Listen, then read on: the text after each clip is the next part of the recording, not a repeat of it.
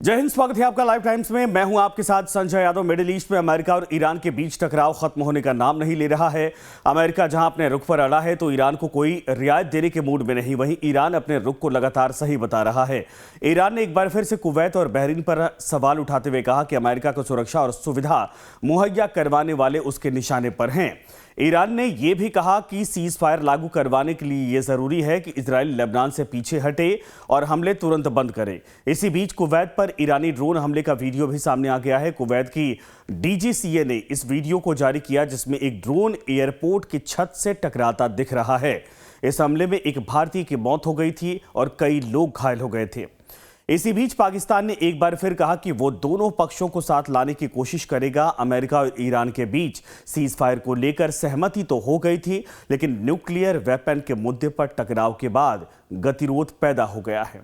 ये चारों तस्वीरें इस वक्त हम आपको दिखा रहे हैं और इन तस्वीरों के जरिए समझ में आता है कि आखिर इस वक्त ईरान और अमेरिका के बीच में एक तरफ सीज फायर की बात तो कही जा रही है, लेकिन कई पहलू हैं जिनको लेकर पेच फंसा हुआ है। खास करके कुवैत पर हमले को लेकर जो ड्रोन तस्वीरें सामने आई उसने फिर से इस माहौल को गरमा दिया है। हालांकि ईरान इस बात को जस्टिफाई करने के लिए ये कह रहा है कि जो लोग अमेरिका को सुविधाएं मुहैया करवा रहे हैं वो उसके निशाने पर है। इसी बीच एक और बड़ी खबर इस वक्त आ रही। कुवैत इंटरनेशनल एयरपोर्ट पर हुए ड्रोन हमले का वीडियो सामने आ चुका है। कुवैत के नागरिक उड्डयन महानिदेशालय यानी कि डीजीसीए ने यह वीडियो जारी किया है। वीडियो में एक ड्रोन एयरपोर्ट की छत से टकराता दिखाई दे रहा है और टक्कर होते ही ड्रोन के टुकड़े बिखर जाते हैं, आसपास नुकसान होता है। कुवैत एयरपोर्ट पर हमले का वीडियो सामने आने के बाद इस वक्त इस पूरे मामले पर चर्चा गर्मा गई है। ईरान ने किया था ड्रोन अटैक, कुवैत डीजीसीए ने जारी किया वीडियो, एयरपोर्ट की छत से टकराता दिखा ड्रोन। तो तस्वीरें में हम आपको दिखाएंगे, लेकिन ये बड़ा हमला यानी हमला कहा जा सकता है चूंकि ड्रोन से हमला था, लेकिन एयरपोर्ट की छत से टकराने के बाद ध्वस्त हो गया वहीं पर।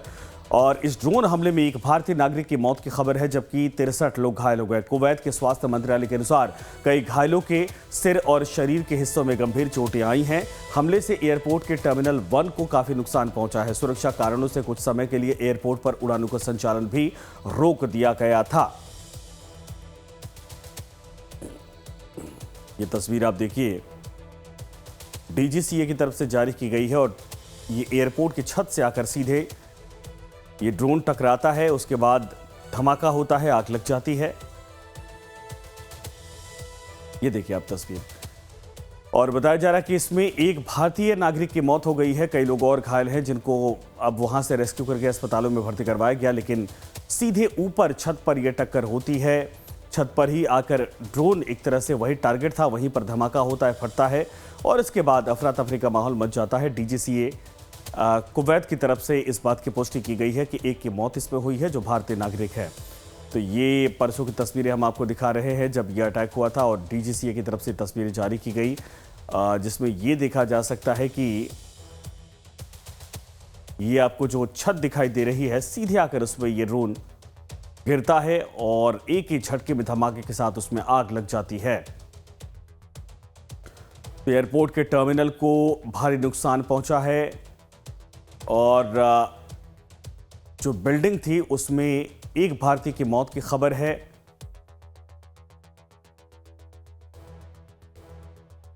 अब इस पर देखना यह है कि आगे क्या कुछ कार्रवाई की जाती है। कुछ देर के लिए रोकी गई थी उड़ानें।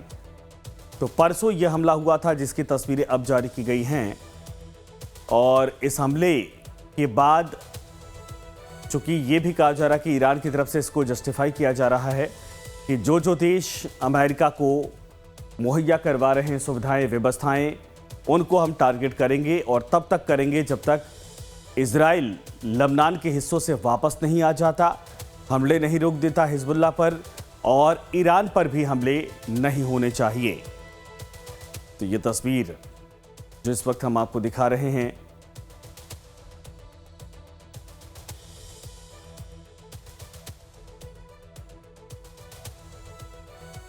तो तस्वीरों को देखने के बाद समझ में आता है कि पूरे मिडिल ईस्ट में अभी शांति की संभावना दूर दूर तक कहीं दिखाई नहीं दे रही है। और हम अब आपको अटैक की 3 तस्वीरें भी दिखा देते हैं।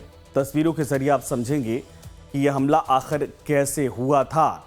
लेकिन ईरान का कहना है कि अगर उसके ऊपर हमला किया जाता है तो वो उसका जवाब जरूर देगा।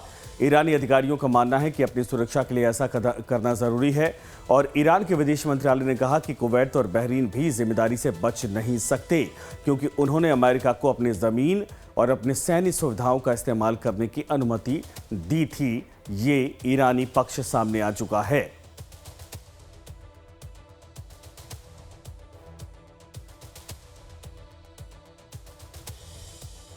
तो हमारे साथ कुछ मेहमान इस वक्त जुड़ रहे हैं। Retired group captain UK Devnath sahab रक्षा विशेषज्ञ के तौर पर हैं और साथ में कुछ और मेहमान जुड़ेंगे जिनका परिचय कुछ देर में करवाएंगे जब जुड़ेंगे। देवनाथ साहब, स्वागत है आपका। ये तस्वीरें डीजीसीए कुवैत की तरफ से जारी की गई हैं। ईरान ने जो अटैक किया था, चूंकि हम लोग इस वक्त चर्चा कर चुके थे, लेकिन आज ये तस्वीरें सामने आ चुकी हैं और ये तस्वीरें दिखाती हैं कि एयरपोर्ट की छत से सीधे टर्मिनल की छत से जाकर टकराता है और एक बड़ा धमाका होता है। इसमें एक भारतीय की मौत है, कई लोग घायल हो गए हैं। और इस हमले को किस तरीके से देखा जाए, क्योंकि ईरान कह रहा कि रिटेलिएशन के तौर पर यह है क्योंकि जिन लोगों ने जमीन मुहैया करवाई है, सैन्य उपकरण मुहैया करवाए हैं, सुविधाएं मुहैया करवाए अमेरिका के लिए, वो तो टारगेट पर रहेंगे और तब तक रहेंगे जब तक हमारे ऊपर पूरी तरीके से हमला नहीं रुक जाता। जी हाँ, पहली बात तो एक भारतीय की मौत हुई है, बहुत ही दुखद समाचार है। मैं आपके चैनल के माध्यम से उनके परिवारजनों को शोक संवेदनाएं भेजना चाहता हूँ। देखिए, जहाँ तक कुवैत की बात है, कुवैत ने शुरुआती दौर से ही दशकों से अमेरिका का साथ दिया है। दशकों से कुवैत को ऐसा लगता था कि शायद ईरान एक दिन कुवैत के ऊपर भी हावी होने की कोशिश करेगा। तो इसीलिए कुवैत ने आज से 30 साल पहले, 20 साल पहले ही अमेरिका के साथ एक सहयोग किया था, जिसके तहत अमेरिका की आर्मी, नेवी, एयरफोर्स का एक कंटिजेंट कुवैत में तैयार रहता है। अब जब से ये युद्ध चालू हुआ है, तब से अमेरिका की जो F-15 फाइटर स्क्वाड्रन है, एक स्क्वाड्रन कुवैत में तैनात है। अगर हम याद करें, मार्च के दूसरे हफ्ते में तो काफी कंफ्यूजन हो गया था। 4 F-15 टेक ऑफ किए कुवैत से ही ईरान पर हमला करने के लिए, और कुवैत के ही एयर डिफेंस कमांडर ने कंफ्यूजन में ये सोचा कि ये शायद ईरान के फाइटर विमान आए हैं कुवैत पर हमला करने के लिए। तो कुवैत के एयर डिफेंस सिस्टम ने, यानी patriot air defence missile system ने, जो कि अमेरिका ने ही उनको दिया हुआ है, कुवैत के एयर डिफेंस सिस्टम ने 3 F-15 को मार गिराया था। गनीमत है कि तीनों F-15 से जो पायलट थे वो सुरक्षित इजेक्ट हो गए। तो ये डायरेक्ट एविडेंस है कि कुवैत से अमेरिका की फौजें ऑपरेट कर रही हैं। दूसरी बात यह है कि ईरान ने अपने जो खुफिया तंत्र है उसको सारे गल्फ कंट्रीज में फैलाया हुआ है, और ईरान के खुफिया तंत्र को पल पल की खबर मिलती रहती है कि कौन सा अमेरिकन बेस, चाहे वो आर्मी का बेस हो, नेवी का बेस हो, एयरफोर्स का बेस हो, किस वक्त ईरान के खिलाफ हवाई जहाज या लड़ाकू शिप्स, पानी के जो जहाज हैं, फ्रिगेट्स हैं, मिसाइल बोट्स हैं, वो लॉन्च कर रहे हैं। और ईरान ने हमेशा से अपनी पॉलिसी को क्लियर रखा है, उसने कभी छुपाने की कोशिश नहीं की है कि अगर कोई गल्फ देश अमेरिका की सेना को अपने यहाँ से ऑपरेट करने देगा तो फिर ईरान उसको शत्रु मानेगा। बिल्कुल। देखो, मैं एक बहुत मोटा सा एग्जांपल देता हूँ। क्यों तर्क भी चल रहे हैं, वितर्क भी चल रहे हैं, कुतर्क भी चल रहे हैं। मैं दर्शकों की समझ के लिए एक बहुत मोटा सा एग्जांपल देता हूँ। गल्फ कंट्रीज जो हैं वो अमेरिकन फौज को ऑपरेट करने दे रही हैं ईरान के खिलाफ। समझिए, भारत के परिप्रेक्ष्य में अगर भारत को कभी ऐसा लगे कि बांग्लादेश, एग्जांपल दे रहा हूँ, बांग्लादेश जो है वो चीन की फौज को अपने यहाँ पर पनाह दे रहा है, और युद्ध की स्थिति में चीन की फौज, चाहे आर्मी हो, नेवी हो, एयरफोर्स हो, वो बांग्लादेश से भारत के खिलाफ ऑपरेट कर रही है। बहुत मोटा सा एग्जांपल दे रहा हूँ। तो फिर बांग्लादेश में जो चीनी अड्डे हैं वो तो भारत के लिए तो लेजिटिमेट टारगेट हो गए ना, ज्यादा सोचने की जरूरत नहीं है।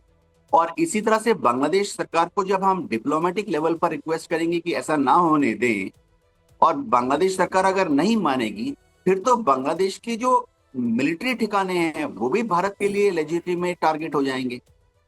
और फिर भी अगर बांग्लादेश नहीं मानेगा तो बांग्लादेश के जो इंफ्रास्ट्रक्चर टारगेट हैं वो भी युद्ध के आखिरी चरण में भारत के लिए लेजिटिमेट टारगेट हो जाएंगे। तो ये मैंने एक बहुत मोटा सा एग्जांपल दिया है कि ऐसी ही पशोपेश में ईरान है, जहां गल्फ कंट्रीज ने अमेरिका को अपने यहाँ पनाह दी हुई है। तो वहां से अब US air force, US navy, US army operate कर रही है। तो जहां तक ईरान का सवाल है, ये सारे देश जो हैं दुश्मन देश हैं, क्योंकि ये अमेरिका को अपने जमीन, अपने पानी, अपने हवा का इस्तेमाल करके ईरान पर हमला करने दे रहे हैं। जी अब बिल्कुल सही आपने कहा। डॉक्टर अजिताभ हमारे साथ जुड़ गए हैं, भू राजनीतिक विशेषज्ञ। सर, आपका स्वागत है। चूंकि अब ये बहुत बड़ी बात कह दी है ईरान ने कि अगर जब तक ये हमले हो रहे हैं और जिन लोगों ने भी अमेरिका का साथ दिया या साथ दे रहे हैं, अपने वो सैन्य उपकरणों का हो, अपनी ज़मीन का हो, किसी भी तरीके से दे रहे हैं, वो टारगेट पर हमारे रहा करेंगे। यानी कि कुल मिलाकर ये है कि चाहे वहाँ से इजराइल लेबनान पर हमला करे, हिजबुल्लाह पर हमला करे, ये हमेशा डर बना रहेगा कि इसके रिटेलिएशन में इन देशों पर हमला किया जाएगा ईरान की तरफ से। और बहुत सॉफ्ट टारगेट हो चुका है। मैंने देखा यूएई में भी इसी तरीके से हमला किया गया था, उनके एयरपोर्ट की छत को डिस्ट्रॉय किया गया था ड्रोन से। और अब देखिए कुवैत की छत को भी उड़ा दिया गया है, उसके एयरपोर्ट की छत को। देखिए संजय जी, ये रूल अप्लाई होता है गल्फ के देशों पे भी, और इसीलिए आपने देखा कल जीसीसी ने बाकायदा जो गल्फ के 6 देश हैं उन्होंने एक ज्वाइंट स्टेटमेंट भी इशू किया और इंडिविजुअली सब देशों ने रिएक्ट किया है। तो ये तो ईरान को भारी पड़ जाएगा। अभी तो अमेरिका ही खुल के आया है और इजराइल उसके साथ है। अगर गल्फ के देश भी अटैक की मुद्रा में आ जाएंगे तो ईरान पे निश्चित रूप से ये भारी पड़ेगा। अभी वो डिफेंसिव है, अभी वो चाहते हैं कि युद्ध रुके और इस पे कुछ बात बने। लेकिन अब जिस तरह से ईरान गल्फ के देशों को टारगेट कर रहा है और खास करके सिविलियन एरियाज को टारगेट कर रहा है, कुवैत के इंटरनेशनल एयरपोर्ट के टर्मिनल जिसपे अटैक किया गया और एक भारतीय की दुर्भाग्यपूर्ण मौत भी हुई है, ये एक सिविलियन एरिया पे अटैक करना वैसे भी वॉर क्राइम में आता है।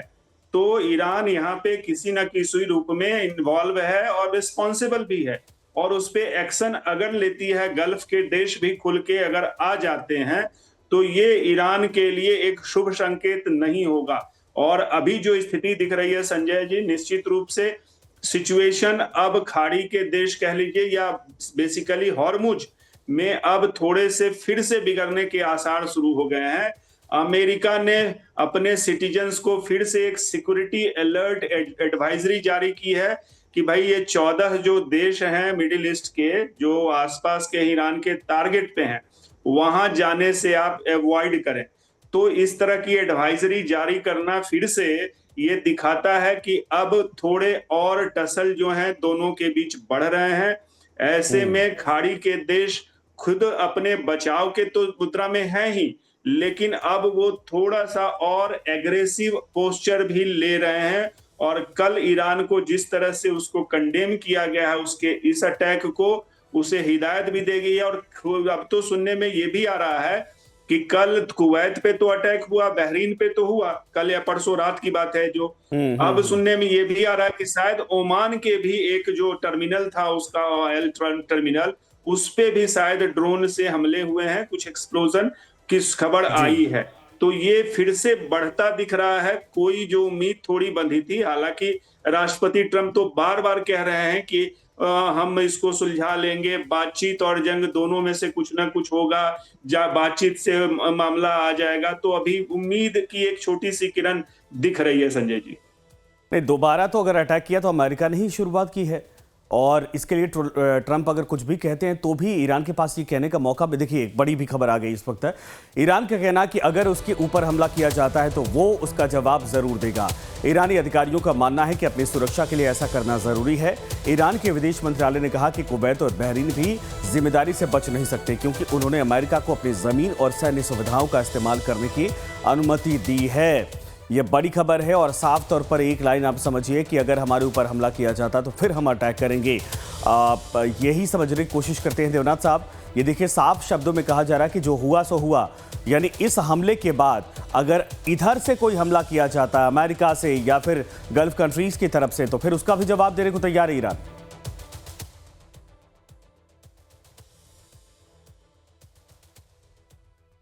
यूके देवनाथ साहब, हमला करता है। जी, आप सर। सुन पा रहे हैं मुझे? जी बिल्कुल सर। हाँ, देखिए, ईरान की स्थिति ऐसी है कि वह इस युद्ध में जीत नहीं सकता है, लेकिन ईरान के जो पॉलिसी मेकर्स हैं उनको ये मालूम है कि अगर वो हारते नहीं हैं तो फिर यही उनकी जीत है। तो अभी ईरान इस स्ट्रेटेजी पे काम कर रहा है कि किसी तरह से इस युद्ध में वह हारे नहीं, घुटने ना टेके। तो ईरान एक तरफ तो लगातार बातचीत करने का कोई भी एवेन्यू ढूंढ रहा है, चाहे वो कतार के रास्ते से हो, चाहे पाकिस्तान के रास्ते से हो, और शायद पृष्ठभूमि में डायरेक्ट अमेरिका के साथ भी नेगोशिएट कर रहा है। और उसी के साथ वो अमेरिका को बार बार यह चेता रहा है कि अमेरिका और इजराइल मिलकर हमला करने की सोचे भी ना, क्योंकि नेतन्याहू बार बार अपने यहाँ से इस तरह का दबाव डाल रहे हैं अमेरिका के ऊपर कि चलो अमेरिका, वो चाहते हैं कि अमेरिका, नेतन्याहू चाहते हैं कि अमेरिका और इजराइल मिलकर फिर से बॉम्बिंग कैंपेन ईरान पर चालू करें, जैसे कि 8 अप्रैल के पहले हो रहा था कि हर रोज 100 या 200 जहाज जाते थे ईरान के ऊपर और 200 या 400 बॉम्ब गिराते थे। लेकिन फिलहाल अमेरिका में डोनाल्ड ट्रंप जो हैं वो नाना कारणों से, सबसे बड़ी बात तो है कि अपने ही यहाँ पर कॉन्स्टिट्यूशनल दांवपेच यानी संवैधानिक दांवपेच में फंसे हुए हैं डोनाल्ड ट्रंप। तो वो अपनी फौजों को डायरेक्ट हमला ईरान की मुख्य भूमि पर नहीं करने का आदेश दे रहे हैं। हाँ, छोटे मोटे झड़प हो रहे हैं। बीच बीच में अमेरिका कोशिश करता है कि गल्फ से, फारस की खाड़ी से एक आध कमर्शियल शिप जिसमें कच्चा तेल है, जो कि गल्फ कंट्रीज से निकल रहा है, उनको एस्कॉर्ट करके बाहर निकाल दे, स्ट्रेट ऑफ हार्मुज से बाहर हिंद महासागर की तरफ ले आए। होता ही है कि जब भी अमेरिका ऐसी कोशिश करता है तो ईरान जो है अपने जो छोटे छोटे टापू हैं स्ट्रेट ऑफ हार्मुज में, जहां ईरान ने अपनी मिसाइलों के लॉन्च पैड बनाए हैं, वहां से ईरान एक एंटी शिप मिसाइल दाग देता है इस अमेरिकन शिप के खिलाफ, या अमेरिका जिस भी ऑयल टैंकर को, मित्र देश के टैंकर को एस्कॉर्ट करके बाहर निकालने की कोशिश कर रहा है। तो इसके तुरंत 2 घंटे के बाद अमेरिका कहता है, ओहो, ईरान ने हमला कर दिया अमेरिकन शिप पर, तो अमेरिका भी जाकर बॉम्बिंग कर देता है ईरान के इन टापुओं पर, मिसाइलों के लॉन्च पैड्स पर। तो ये टिट फॉर टैट चल रहा है। लेकिन समझने वाली बात यह है कि अमेरिका ने अब आस्ते आस्ते शुरुआती दौर में कम से कम लेबनान फ्रंट में इजराइल को काबू करने की कोशिश कर रहा है कि इजराइल लेबनान में हिजबुल्लाह के ठिकानों पर हमला ना करे, और इजराइल की जो फौजें हैं दक्षिण लेबनान से आस्ते आस्ते अपने को पुल बैक करे और वापस इजराइल में चला जाए। और तीसरी चीज जो अमेरिका कोशिश कर रहा है कि लेबनान की जो आर्मी है वो दक्षिण लेबनान में लिटानी रिवर के दक्षिण में आएगी, और ये जो बफर जोन है यानी ब्लू लाइन, लेबनान और इजराइल के बीच में जो बॉर्डर है उसे ब्लू लाइन कहा जाता है। ब्लू लाइन और लिटानी नदी के बीच का जो बफर जोन है, भविष्य में उस पे लेबनान की आर्मी जो है वो तैनात होगी। यूएन की, यूनाइटेड नेशन की पीस कीपिंग फोर्स तो वहां पर पहले से ही है। भारत के भी 800 ट्रुप्स वहां पर पहले से ही डिप्लॉयड हैं as a neutral observer force. तो ये यूनाइटेड नेशन की जो ऑब्जर्वर फोर्स है, ये हर रोज, हर घंटे, हर मिनट रिपोर्ट देते रहती है इन ए क्रोनोलॉजिकल सीक्वेंस कि सीज फायर का वायलेशन किसने पहले किया, फिर किसने किस हथियार का इस्तेमाल किया, किस एरिया में फायर किया, कितने देर तक फायरिंग चली। ये रिपोर्ट इंडिपेंडेंट ऑब्जर्वर जो हैं यूनाइटेड नेशन के, वो देते रहते हैं। तो अभी लग रहा है कि इजराइल के ऊपर थोड़ा सा और दबाव बनाना पड़ेगा अमेरिका को कि वो हिजबुल्लाह पे जो हमले कर रहा है उनको रोक दे।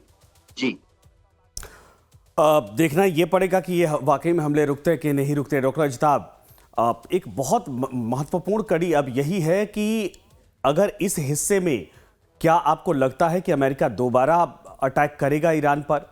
क्योंकि इसका जवाब अगर कोई देगा तो मुझे लगता है खाड़ी देशों में अमेरिका ही आगे आएगा, खाड़ी देश तो आएंगे नहीं। लेकिन उधर सवाल है कि क्या इजराइल, चूंकि फटकार तो लगी थी, लेकिन उसके बावजूद आपको लग रहा है कि रुकने को तैयार होगा? देखिए संजय जी, ये तो अमेरिका के राष्ट्रपति ने जो लेटेस्ट स्टेटमेंट दिया है, साफ साफ वो कह रहे हैं जंग और बातचीत दोनों रास्ते खुले हुए हैं। और ये दिखाता है कि अमेरिका अपनी तरफ से पूरी तरह तैयार है और जिद पे राष्ट्रपति ट्रंप अड़े हुए हैं। उन्होंने फिर से दोहराया है कि अमेरिका न्यूक्लियर प्रोग्राम जो ईरान का है उस पे कोई कंप्रोमाइज नहीं करेगा। जो HEU हाईली इनरिच्ड यूरेनियम है वो लेके रहेगा। बार बार राष्ट्रपति ट्रंप का ये दोहराना ये दिखाता है कि वो हेलबेंट हैं और इसमें वो कोई कंप्रोमाइज करने की स्थिति में नहीं है। साथ में वो हॉर्मुज को भी खुलाना चाहते हैं। अब यहाँ पे जो ईरान के डिमांड हैं, चाहे वो सैंक्शंस का हो, चाहे उसके जो फ्रोजन जो उसके फंड हैं उसकी बात हो, यहाँ पे टिका हुआ है। इस बीच दोनों कोशिश कर रहे हैं कि हॉर्मुज के रास्ते में जो नाकाबंदी, डबल एक तरह से नाकाबंदी है, एक तरफ ईरान ने कर रखी है और उसके बाद अमेरिका ने जो लगा रखी है, उसमें से किसी न किसी प्रकार अपने टैंकर्स या जहाजों को निकाल लें। उसमें अभी लेटेस्ट खबरें आ रही हैं कि अमेरिका ने भी कुछ जहाजों को या टैंकरों को निकाला है, निकालने में सफल हुए हैं। और कल इवन ईरान ने ये क्लेम किया है कि उसके भी कुछ जहाज उधर से निकले हैं और एक कल बड़ा टैंकर, ऑयल टैंकर वहां से निकला है, ऐसा क्लेम किया है। तो ये दोनों के बीच बेसिकली है कि एक तरफ ईरान का पूरा इकोनॉमी ठप है और उस पे ज्यादा प्रेशर है, तो वो कोशिश तो करेगा। और वो अभी तक सफल भी इसलिए रह रहा है संजय जी कि वहां पे जो उसकी मोजाइक सिक्योरिटी जो अरेंजमेंट उसने कर रखा है, अपनी जो IRGC ने अपने अटैक जो सेंटर्स हैं या उसकी जो मिलिट्री है उसको इस तरह से स्कैटर्ड फैला के रखा हुआ है कि गाहे बगाहे कहीं से भी वो अटैक करने की स्थिति में है। और उसका पूरा उद्देश्य है कि एक प्रेशर बना के रखा जाए, तेल की कीमतों को घटने नहीं दिया जाए। जैसे तेल की कीमत अगर ऊंची रहेंगी तो उसका प्रेशर अमेरिका पे भी रहेगा और विश्व के अन्य देशों पे भी रहेगा और खाड़ी के देश तो खैर उसके भुक्तभोगी हैं। दूसरी तरफ जो आपने इजराइल की बात की, तो इजराइल तो अभी तक कंटिन्यू है। हालांकि वहां पे वाशिंगटन में बातचीत हुई इजराइल और लेबनान के प्रतिनिधियों के बीच पे अमेरिका के पहल से, और उसमें कुछ एग्रीमेंट के आसार भी बने, लेकिन उस एग्रीमेंट को धरातल पे उतारने में बहुत चैलेंजेस दिख रहे हैं। एक तरफ तो लेबनान में जो हिजबुल्लाह है वो कंटिन्यू अपने अटैक को जारी रखे हुए है। उसका डिमांड है कि इजराइल, और इनफैक्ट ईरान भी उसके साथ साथ आ गया है हिजबुल्लाह के साथ, उसका डिमांड है कि लेबनान से जो साउथ लेबनान के एरियाज हैं वहां से इजराइल खाली करके पीछे जाए, अपने बॉर्डर में जाए। ये तो अभी होने से रहा, इजराइल ने इससे मना कर दिया। अभी देखिए हालत ये है कि इजराइल लेबनान के लगभग 2000 किलोमीटर स्क्वायर किलोमीटर का एरिया, जो लेबनान का 5वां भाग है, उस पे कब्जा कर रखा है। लितानी नदी जो है उससे भी और आगे जहरानी नदी तक पहुंचने की तैयारी है। लगभग 40 किलोमीटर अंदर तक वो जा चुका है इजराइल। तो वो इसको जल्दी से छोड़ने के लिए तैयार नहीं होगा, क्योंकि 18 कह लीजिए कि लगभग 26 साल बाद, 25-26 साल बाद इजराइल को फिर से उस एरिया पे कैप्चर करने का मौका मिला है, जो इसने 2000 आप कह लीजिए 1982 से 2000 तक ये एरिया इजराइल के कब्जे में था, फिर उसने छोड़ दिया था, लेकिन अब वो उसकी पकड़ फिर हो गई है और ये हिजबुल्लाह को एक्सेप्टेबल नहीं है। होगा भी क्यों, तो मामला वहीं पे फंसा हुआ है। इजराइल अपनी पकड़ को छोड़ने को तैयार नहीं है, दूसरी तरफ लेबनान चाहता है, और राइटली सो, कि इजराइल इस एरिया से हटे। एग्रीमेंट में भी ये है, लेकिन लेबनान जब तक वो अपने अस्त्र शस्त्र नहीं करेगा, जो निरस्त्रीकरण की बात है लेबनान में हिजबुल्लाह को, वो अटका हुआ है और इसी से सारी चीजें वहां पे अभी भी चल रही हैं विवाद। बिल्कुल सही सर कहा आपने। आप दोनों मेहमानों का शुक्रिया सर हमारे साथ जुड़ने के लिए। और इसी बीच एक बड़ी खबर है, शांति वार्ता को लेकर पाकिस्तान का बयान। सभी पक्षों के साथ संपर्क में है। पाकिस्तान ने कहा स्थायी शांति की कोशिश कर रहे हैं, सभी पक्षों को सीज फायर मानना चाहिए। पाकिस्तान ने यह भी कही है। इसी बीच एक और बड़ी खबर है, आपको बता दें कि पाकिस्तान के विदेश मंत्री इशाक डार पर आरोप, ईरानी न्यूक की जानकारी यूएस को देने का आरोप लगा है। पाकिस्तान के विदेश मंत्रालय ने किया खंडन, मार्को रूबियो से जानकारी साझा नहीं की है। पाकिस्तान की तरफ से ये कहा गया है। ये दोनों बड़ी खबर इस वक्त आ रही है। तो पाकिस्तान एक तरफ कह रहा है कि युद्ध को रोकने के लिए बातचीत जारी है, लेकिन न्यूक प्रोग्राम को लेकर लीक करने की खबर ये वाकई में हैरान करने वाली है। इधर इजरायली राजदूत बोले हैं पाकिस्तान पर भरोसा करना मुश्किल है। भारत में इजरायल के राजदूत वेन अजार ने पाकिस्तान को समस्याग्रस्त देश बताते हुए कहा कि उस पर क्षेत्रीय विवादों में मध्यस्थ के रूप में आसानी से भरोसा नहीं किया जा सकता। एक इंटरव्यू में अजार ने कहा कि पाकिस्तान की भूमिका को लेकर उनके मन में सवाल है। अगर कोई मध्यस्थ किसी एक पक्ष के ज्यादा करीब हो जाए तो बातचीत मुश्किल हो सकती है।